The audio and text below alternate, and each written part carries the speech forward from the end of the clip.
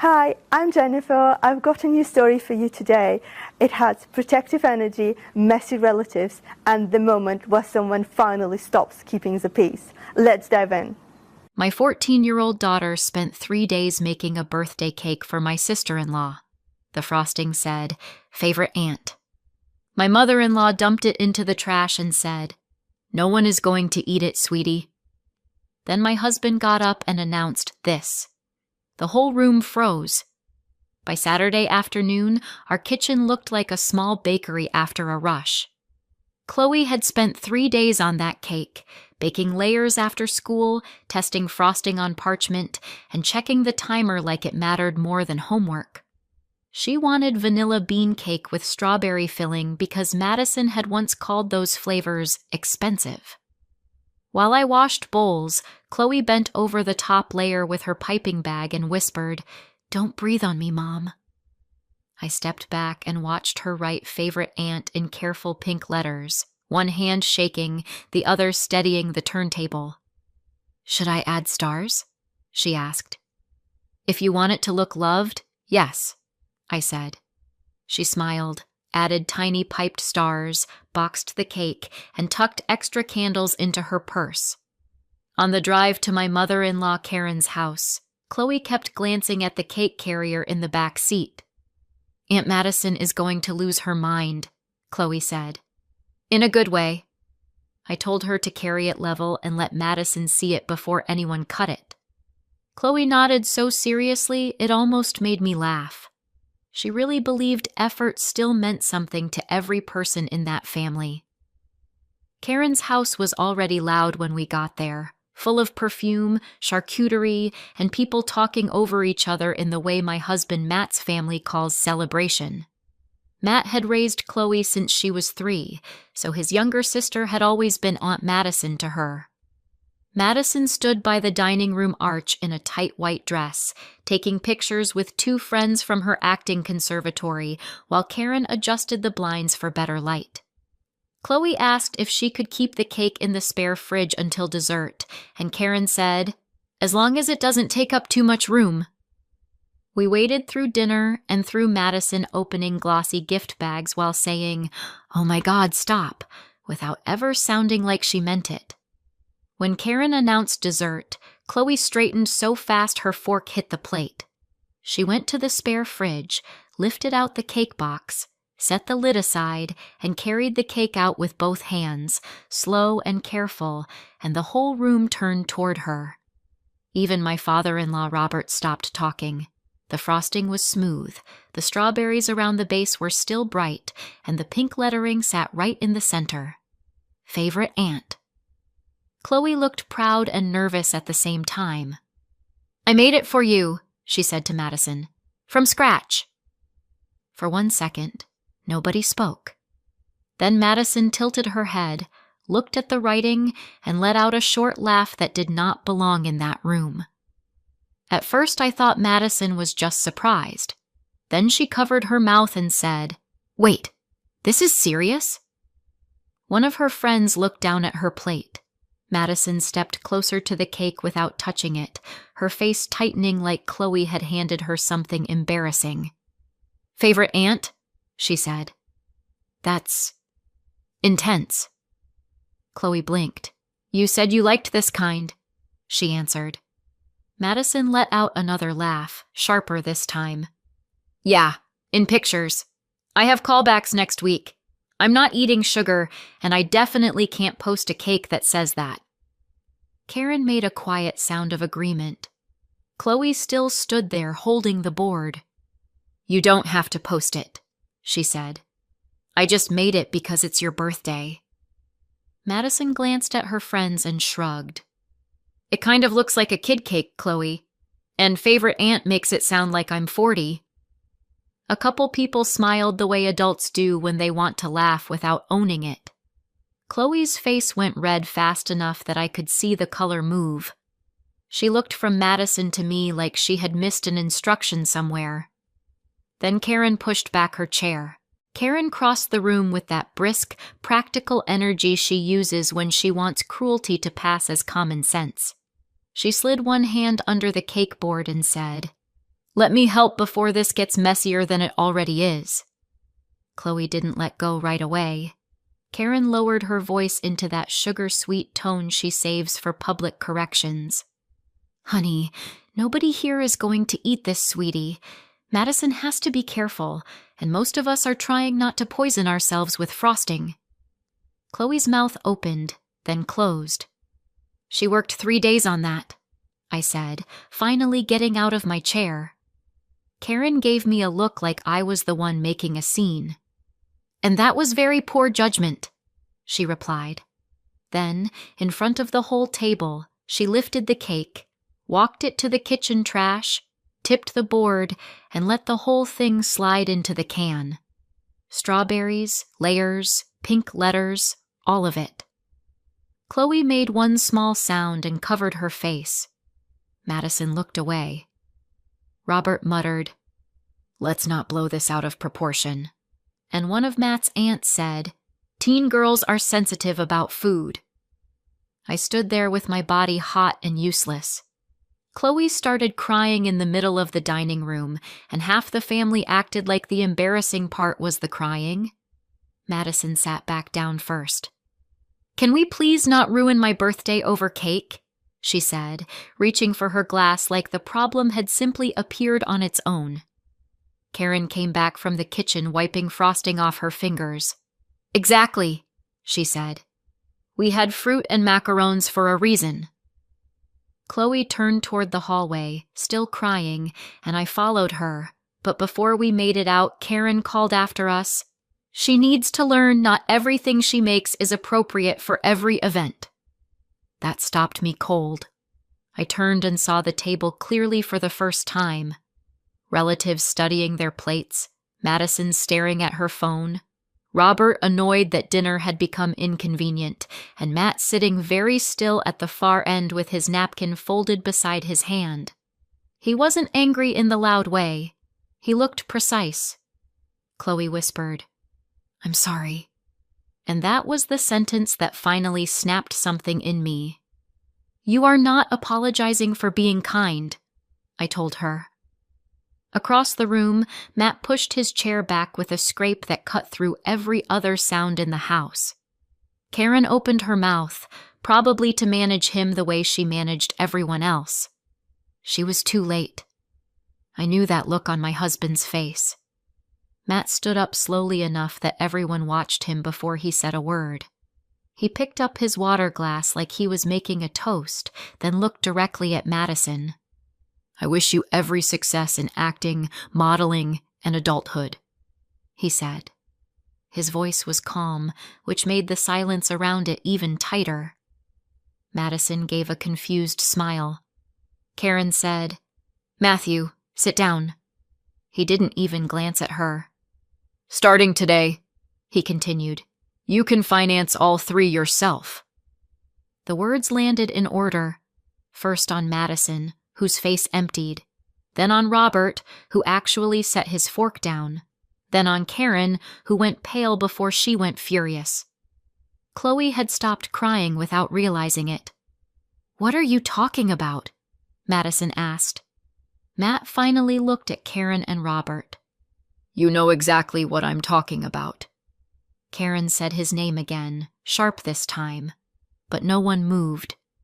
Karen, Robert, and Madison understood immediately that he meant the acting conservatory, the housing supplement, and the endless little rescue payments dressed up as family support. Madison's friend stared at the floor. Robert muttered, "Don't do this here." Matt kept his eyes on his sister. "I'm already doing it here." The whole room froze.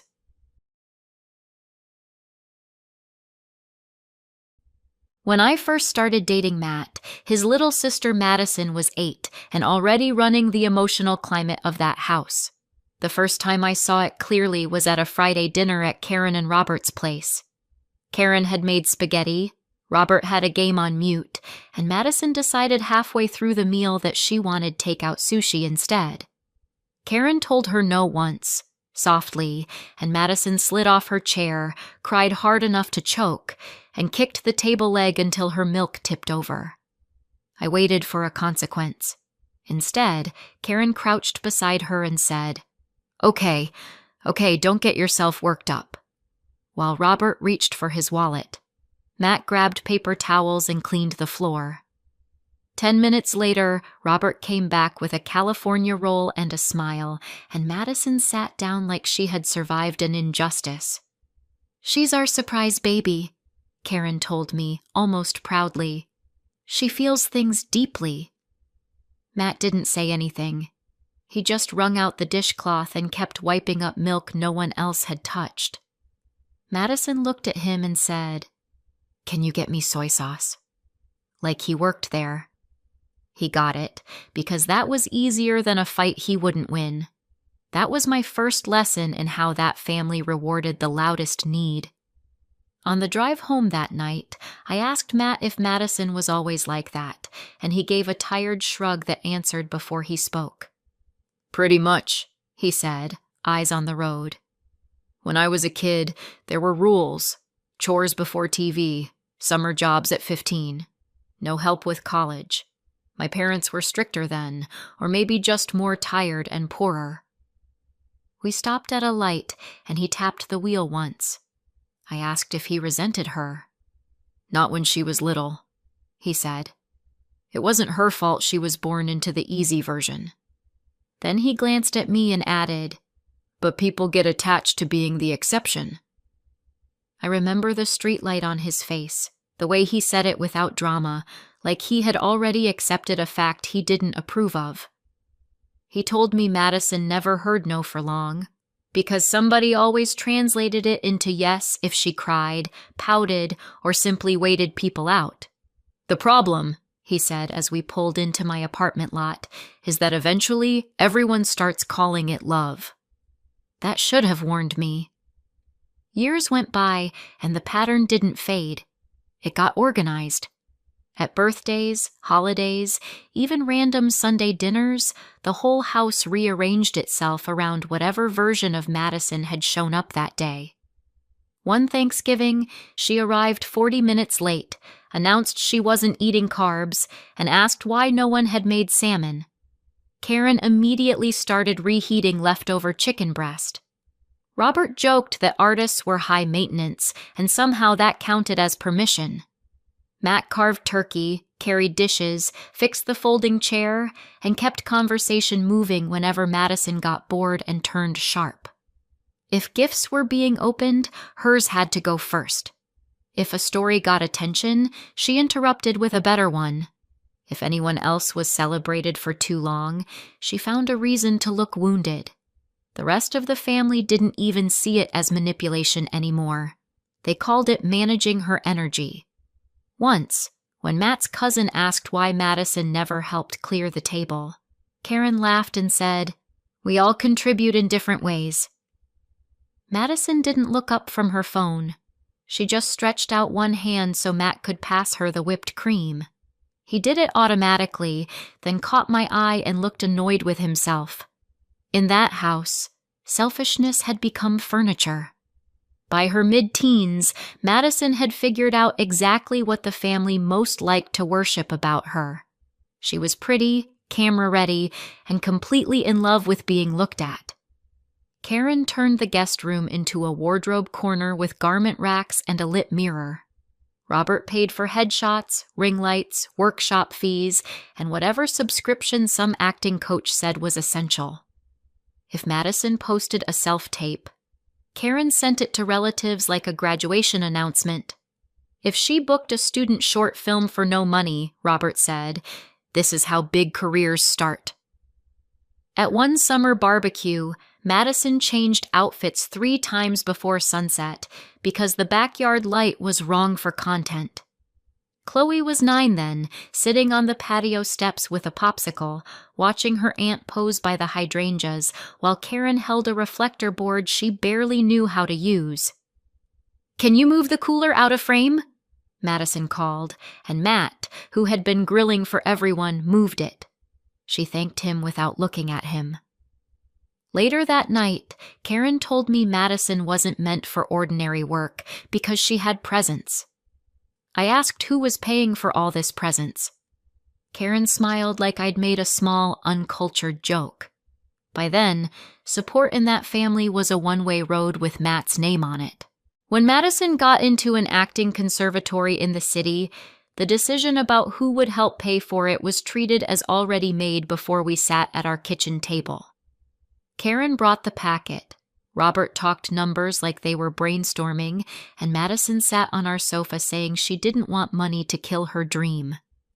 Chloe did homework nearby. Matt asked what loans looked like, whether Madison could work part-time, whether the program had cheaper housing. Karen answered each question like he was insulting talent. "She needs to focus," she said. Robert added, "You know how much she looks up to you." That was almost funny, considering they'd paid nothing toward Matt's education and had congratulated him for taking on debt at 18. He still said yes. Not all of it, but enough tuition support to make the program possible. Enough monthly help that his weekends disappeared into extra shifts and a bookkeeping job he hated. I told him clearly I was not using my salary for Madison's dream while we still had a daughter to raise and save for, and he said he understood. He never fought me on that. He just worked more. That was the first bill with our daughter's future hidden behind it. The hardest part was that Chloe adored Madison anyway. With only 5 years between them, Madison never felt like a traditional aunt. She felt like the glamorous older girl at the center of the room, the one who knew eyeliner tricks, took cute mirror selfies, and talked to Chloe like she was old enough to be interesting. When Chloe was 11, Madison took her for iced coffee, let her hold the phone while she filmed outfit videos, and called her my tiny bestie. Chloe came home glowing every time. She copied Madison's slang for a month after one mall trip. She started asking if she could wear her hair like Madison's and help backstage when Madison had student performances. I watched it happen and kept hoping some of it was real. Madison could be generous in short bursts, especially when attention came with it. She'd surprise Chloe with clearance makeup, tag her in stories, tell people, "She's obsessed with me," like it was adorable. Chloe heard affection. I heard ownership. But 14-year-old girls are built to reach toward people who look like who they might become, and Madison knew how to stand in that light. Chloe only saw glitter. A few months before the birthday dinner, Matt, Chloe, and I were at a bakery downtown after Chloe's dentist appointment. We were waiting for coffee when Madison walked in, saw a display cake covered in fresh strawberries and soft pink piping, and stopped long enough to say, "Okay, that is gorgeous. If anyone ever loved me properly, they'd get me something like that." Then she laughed, took a picture, and left because she got a call. Chloe watched her go, then quietly took one too and stood there staring at the cake like she had just been handed a clue.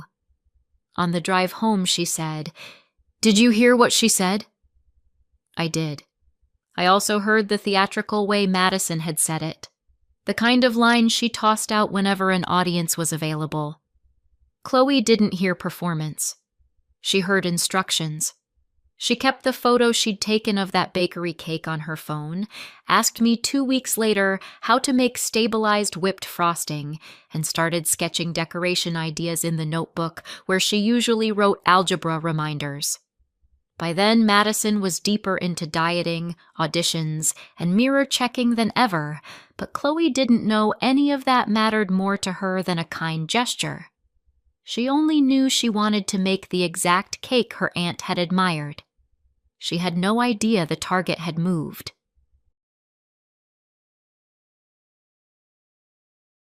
We left before anyone could call it an overreaction. Chloe cried the whole drive home, then got angry at herself for crying, which somehow made it worse. From the back seat, she kept saying, "I should have just bought her something normal." And then, "Maybe I made it too childish." And finally, "I can text her and apologize." Matt pulled into our driveway but didn't turn off the engine right away. He twisted in his seat and looked straight at her. "You are not apologizing for making a gift," he said. His voice was firmer than I'd heard all night. I added, "The problem was never the cake. The problem was adults humiliating a 14-year-old for being thoughtful." Chloe wiped her nose on the sleeve of the blue dress. "But what if she really hated it?" she asked. Matt answered before I could. "Then she says thank you and leaves it on the counter. That's what decent people do." She got quiet after that, which in Chloe usually means she is trying to rebuild a world in her head that just broke. We walked her inside, got her changed, made tea she barely touched, and sat with her until she fell asleep on top of the blanket. When we stepped into the hallway, Matt looked at me and said very evenly, "I'm done." I had heard Matt threaten to stop helping before, usually after some fresh insult from Karen or another manipulative call from Madison. He would cool down, feel guilty, and keep paying. That night was different because he didn't talk about consequences. He opened his laptop. We sat at the kitchen table in the light over the stove, the house finally quiet except for the refrigerator, and Chloe turning once in her room down the hall. Matt logged into the conservatory payment portal, the one he had set up years earlier when he started covering part of Madison's tuition, with the efficiency of someone who had visited it too many times. He clicked through saved cards, recurring payments, billing contact, housing supplement. There was no speech, no dramatic recap, no looking to me for permission. I just watched. "You're sure?" I asked once, because I needed to know whether I was witnessing anger or a decision. He nodded without looking up. "If I leave this in place after tonight," he said, "then I'm telling Chloe exactly what her place is." He removed his card. He canceled the automatic tuition draft. He deleted the backup payment for the housing supplement. Then he changed the billing email from his address to Madison's and hit confirm. A bland little page said the updates had been saved. A second later, the confirmation email landed in his inbox. Madison called 19 minutes later. Matt looked at the screen, put the call on speaker, and set the phone face up between us. "What did you do?" she demanded before he said hello. In the background, I could hear traffic and one of her friends asking what happened. Matt folded his arms. "I stopped paying your expenses." She gave a disbelieving laugh. "Because I didn't want cake?" "No," he said.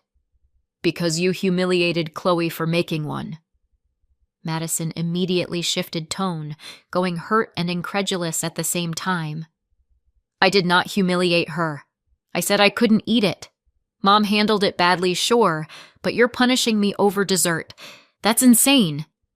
Matt didn't move. "You didn't have to eat it. You did have to act like a decent adult to a 14-year-old who spent 3 days making you something."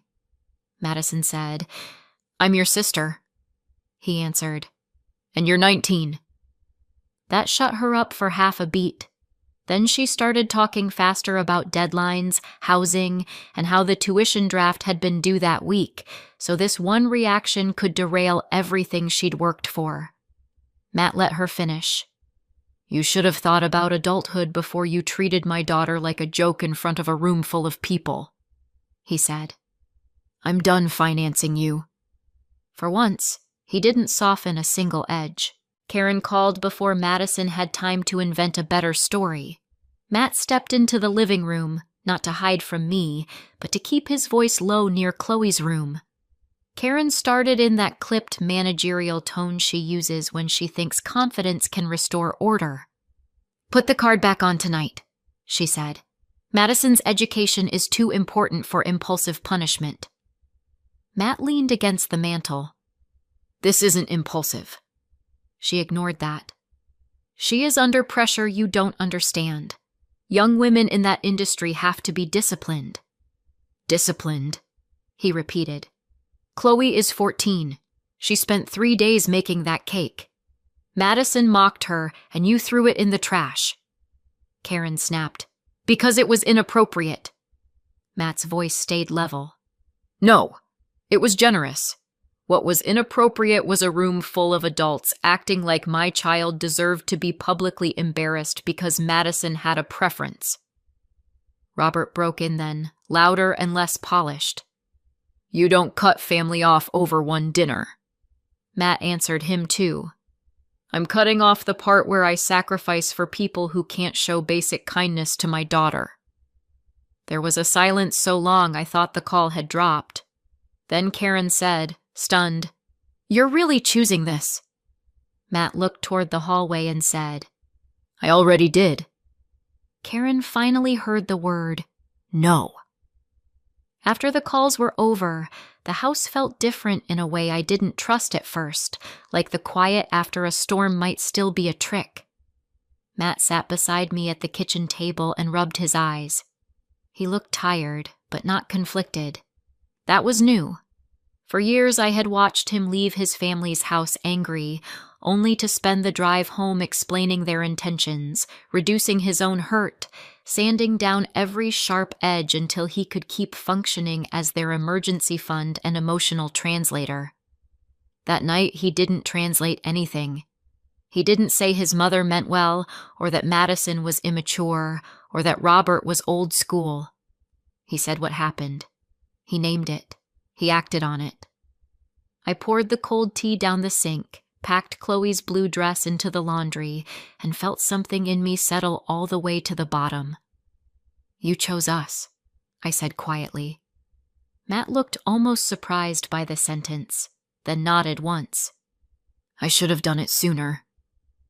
Maybe he should have, but I wasn't interested in punishing progress because it came late.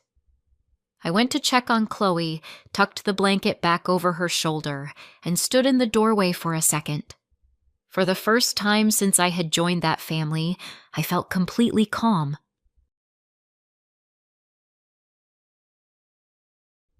Three days later, Chloe came home from school with her backpack half open and a brightness I hadn't seen since the birthday dinner.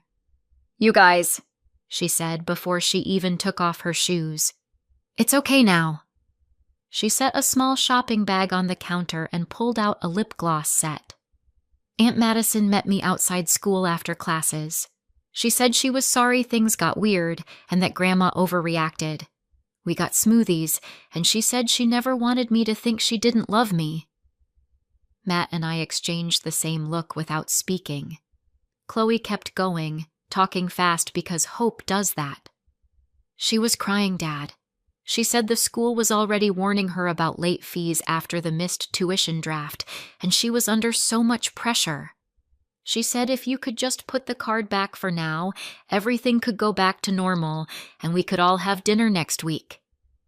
There it was, tucked into the middle of the apology like a wire inside a toy. I asked, whose idea was it for her to talk to you about money? Chloe hesitated. She said I was the only one who could get through to Dad. Matt's jaw tightened. Chloe looked between us, confused again, still wanting the version of the story where kindness fixed things. The sentence wasn't hers. Matt didn't lecture Chloe. He picked up his phone, asked her to finish her snack, and called Madison right there at the kitchen counter. He put it on speaker before she could charm the tone of the room. Hey, Madison answered in a sugary voice the second she realized Chloe was nearby. Matt cut straight through it. Do not use my daughter to negotiate your tuition. Silence. Then Madison tried for wounded. I was apologizing. No, he said. You were recruiting. She started talking about how Chloe wanted peace, how family should help family, how she'd taken responsibility by reaching out. Matt stayed so calm that every excuse sounded thinner next to him. If your relationship with Chloe depends on tuition money, he said, then it isn't a relationship. It's leverage. Madison snapped back fast enough to reveal herself. That is so unfair. I'm trying to repair things, and you're making me the villain because you're cheap. I watched Chloe's face change at that word. Matt heard it too. You are an adult, he said. Handle your school with the same energy you bring to controlling a 14-year-old. Madison asked if he seriously expected her to throw away her future over one misunderstanding. No, he said. I expect you to stop treating my child like a payment method. Madison went quiet for half a second. Chloe took her phone to her room after that and texted Madison anyway, because 14-year-olds believe private conversations can rescue what adults break in public. 20 minutes later, she came back down in tears and handed me the phone without speaking. Madison hadn't bothered to be subtle once the money was out of reach.